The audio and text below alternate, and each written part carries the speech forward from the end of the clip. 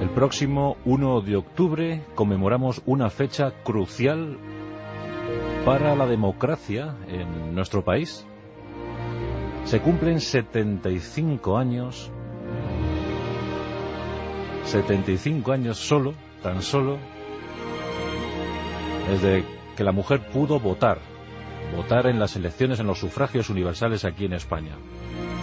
En ese 1 de octubre de 1931, las recién constituidas Cortes Republicanas Españolas pues ratificaban, no sin problemas, la posibilidad de la mujer para votar en unas elecciones.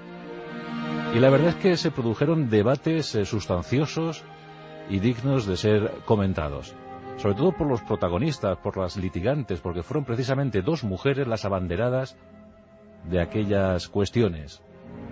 Como ya sabéis, el 14 de abril de ese año, 1931, la Segunda República se implantaba en detrimento de la monarquía borbónica. En dichas elecciones, tan solo tres mujeres, accedieron a sus actas de diputadas.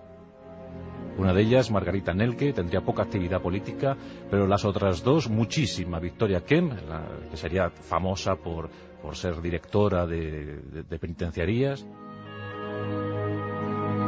y Clara Campoamor. Pertenecían al socialismo, al Partido Radical, pero mantenían dos posturas diferenciadas. De inmediato se empezó a plantear que la mujer debería acceder a las urnas. No lo habían hecho el 14 de abril, pero ahora se estaba debatiendo en el Parlamento, en el Congreso de los Diputados.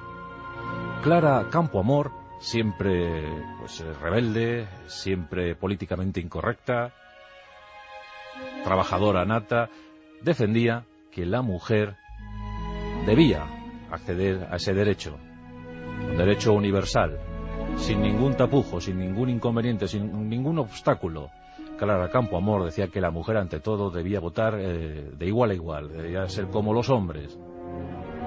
Pero Victoria Kemp sostenía todo lo contrario. Decía que la mujer todavía no estaba preparada para votar, que las féminas aún no habían recibido la preparación suficiente para llegar con su voto, con su papeleta a la urna. Victoria Kemp, sobre todo, mantenía o defendía la postura de su partido. Eso es lo que... Y muchos pensaban que las mujeres todavía no deberían votar, no deberían elegir a sus representantes.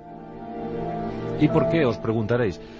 Pues porque en aquel tiempo, en aquellos años, en 1931, muchos, aferrados al socialismo o al comunismo, pensaban que las mujeres estaban muy influenciadas por sus confesores religiosos y que seguramente votarían en consonancia a lo sugerido, a lo defendido por esos confesores religiosos, por los sacerdotes, los curas, y en ese sentido, pues claro, les recomendarían votar a la derecha, a los conservadores.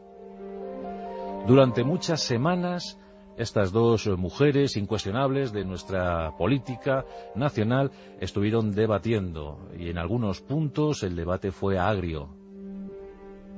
Finalmente, ese 1 de octubre, los diputados sometían esta cuestión a sus votos.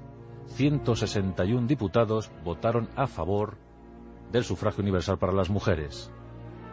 121 votaron en contra.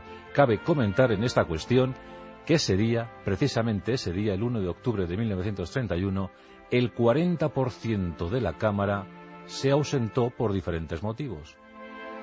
El 40% de los parlamentarios no quisieron hacer acto de presencia ese día, ese concreto día.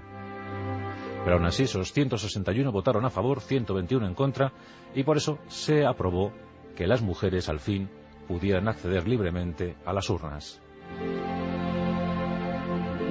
Victoria Kemp dicen que cogió un berrinche porque sus posiciones no triunfaron, pero hay otros que dicen que en el fondo se alegró porque defender las tesis de su partido a ella, pues esto le parecía inadecuado. Pero aún así mantuvo la disciplina de partido y estuvo hasta el último día diciendo que las mujeres no podían votar por el momento, por lo antes argumentado, porque sus confesores las combinarían a votar a la derecha. Clara Campoamor, conocedora de estos rumores, no quiso hacer caso de ellos y siguió preconizando que la mujer debería votar, pese a quien pese. Bien, pues una vez que se aprobó el derecho de las mujeres a votar, se esperó con expectación la primera convocatoria. Esa se produjo en 1933. ¿Y qué diréis que pasó?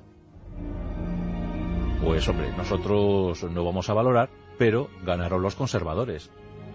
Las mujeres votaron de forma masiva, ganaron los conservadores y, curiosamente, ninguna de las dos diputadas, ni Clara Campoamor ni Victoria Kemp, consiguieron actas de diputadas.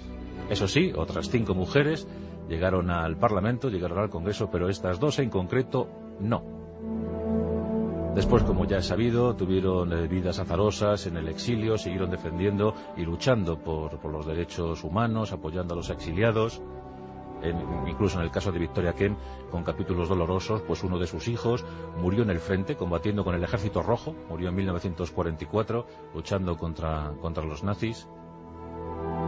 Clara Campoamor no pudo regresar a España, fue un dolor para ella. Victoria Kemp sí lo hizo, pero ya muy anciana.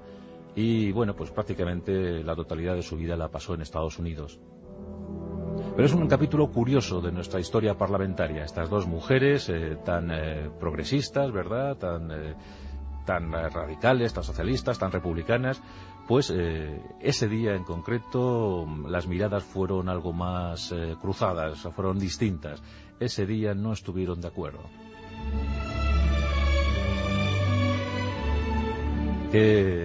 Qué raro era todo, ¿verdad? En 1931. O sea, esta tesis de las mujeres votarán y eso hará que las derechas ganen.